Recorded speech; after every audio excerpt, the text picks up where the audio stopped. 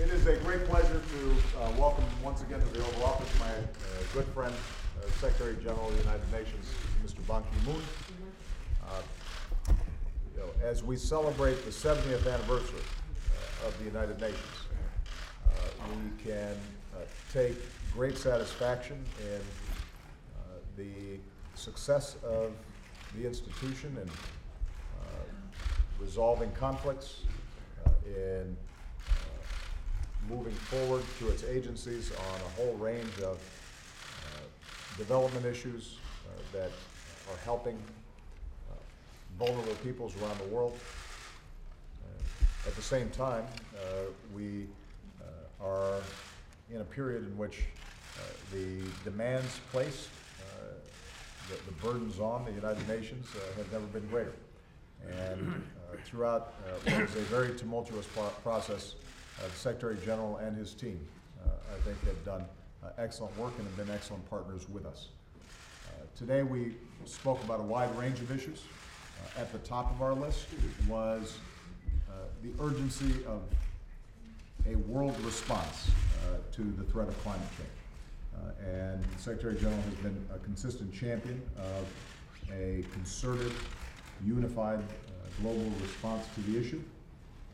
I shared with him the work that we are doing in the United Nations so that we can be a leader in addressing this critical, perhaps the critical issue that faces humankind going forward, and explained how through our power plant rule, through the work we're doing on renewable energies and so forth, that we're in a position now to meet the very aggressive targets that we're putting forward in preparation for the Paris conference. And I encouraged the Secretary General to continue to work with us to press those countries who have not yet put forward bold, aggressive plans to do so, because we need Paris to be a success, and the world has to step up in a concerted way on behalf of our children and future generations. We also had opportunity to discuss a range of regional issues. In Syria, we shared our deep concerns about the humanitarian crisis there, as well as the need to stop the killing and arrive at a realistic political process that can lead to a stabilizing of the country and a transition to a government that is reflective of all the people of Syria. And we traded notes on how our diplomatic teams can work together with other interested parties on that issue. We also discussed the need to end the conflict in Yemen and address the humanitarian situation there. We discussed some modest progress that's been made in Libya in bringing together the many factions that have created great difficulty in governance in Yemen and have created a vacuum that is causing everything from a outflow of refugees to the safe havens for organizations like ISIL. And we discussed South Sudan. As many of you know, when I was in Africa in Addis Ababa, I convened a meeting with the leaders of the countries surrounding South Sudan. It was several years ago where South Sudan was recognized as an independent country, and there was great progress and great hope at that time. That hope has been squandered by Mr. Kiir and the opposition leader, Mr. Machar. Our goal now is to make sure that by August 17th, there's an agreement for them to stop the bloodshed and to move forward in a inclusive government. If they miss that target, then I think it's our view that it's going to be necessary for us to move forward with a different plan and recognize that those leaders are incapable of creating the peace that is required. On a more positive note, we have now completed the follow-up on the Millennium Development Goals that had been set.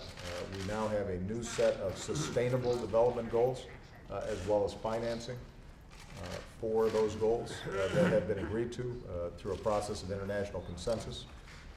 And they reflect, I think, the newest and best thinking about how we can lift people out of extreme poverty and not just provide aid, but also increase capacity, with a strong emphasis on making sure that women and girls are lifted up in the process, making sure that we're emphasizing clean energy, sustainable energy, education, entrepreneurship, and small and medium-sized businesses. And I'm very encouraged by the process and the leadership that was shown by the United Nations and all the countries involved. What we saw was, I think, far less emphasis on some of the traditional north-south divisions on the international stage, and much more of a focus on how do we get the job done and deliver on behalf of people. And finally, we had a discussion about how we can work with the United Nations to provide them more support for the demands that are being made to them. Specifically in September, when we have the United Nations General Assembly and leaders are gathered, we really want to make the most of the summits that are being organized around not only countering violent extremism and sustainable development, but also peacekeeping. And are there ways in which we can strengthen the resources that are required in order for us to do an effective job on conflict resolution, but also stabilization post-conflict, where the United Nations plays an enormous role. And we have to have greater continuity and greater capacity for these UN peacekeepers, because unfortunately, I don't think we can anticipate that all these conflicts are going to be going away anytime soon.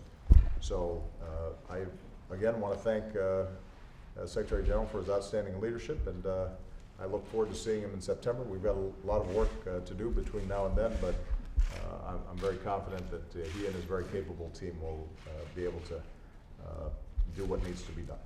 Thank you very much. Okay, thank you, Mr. President.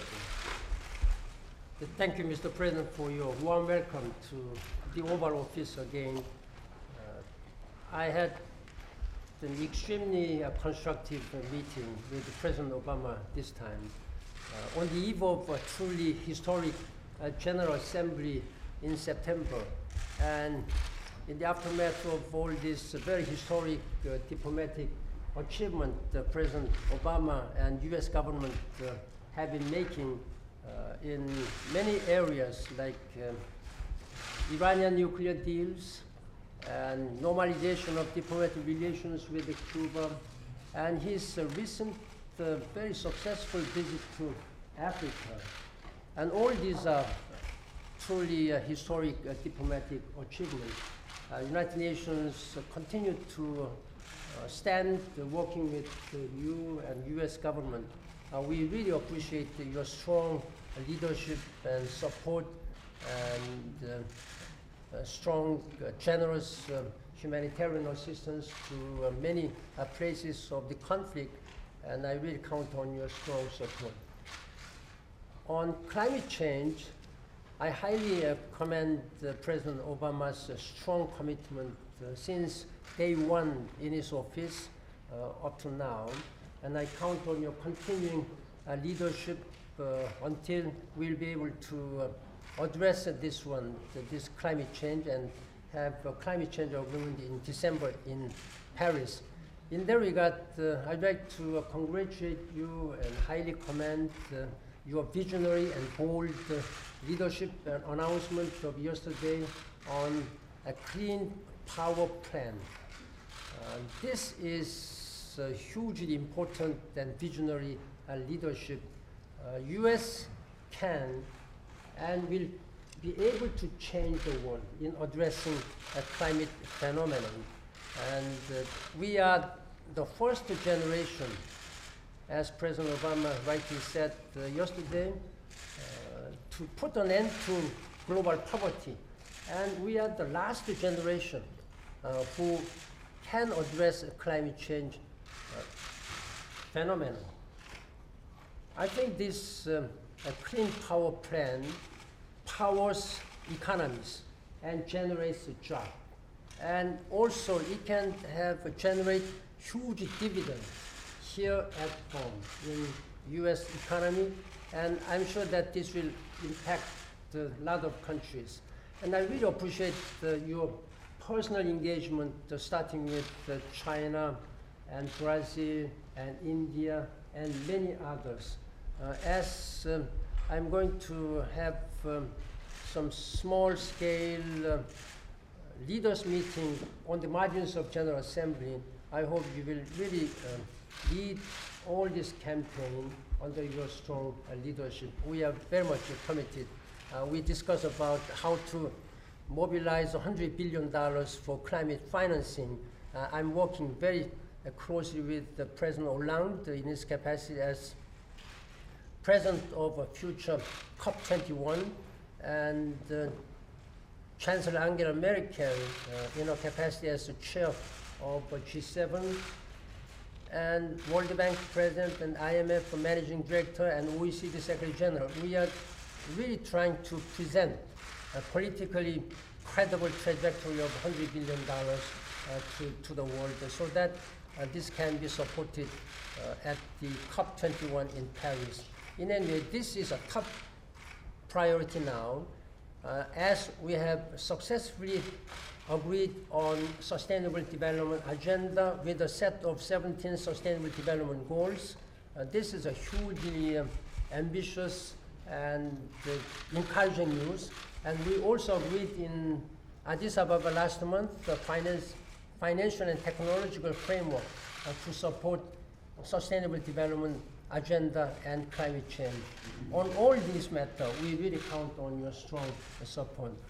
On regional issues, President Obama has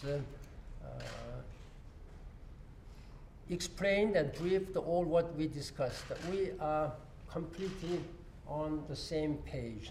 On Syrian issues, on 29th of July last week, my special envoy and I presented a proposal to establish a 4 thematic working group to operationalize the Geneva Communique. And I am very much encouraged by such a strong support by the Security Council members. We will try to expedite to provide some political solution to this, operationalizing Geneva Communique. At the same time, we are doing our best efforts to provide humanitarian assistance to needy people. On Yemen, there is no military solution.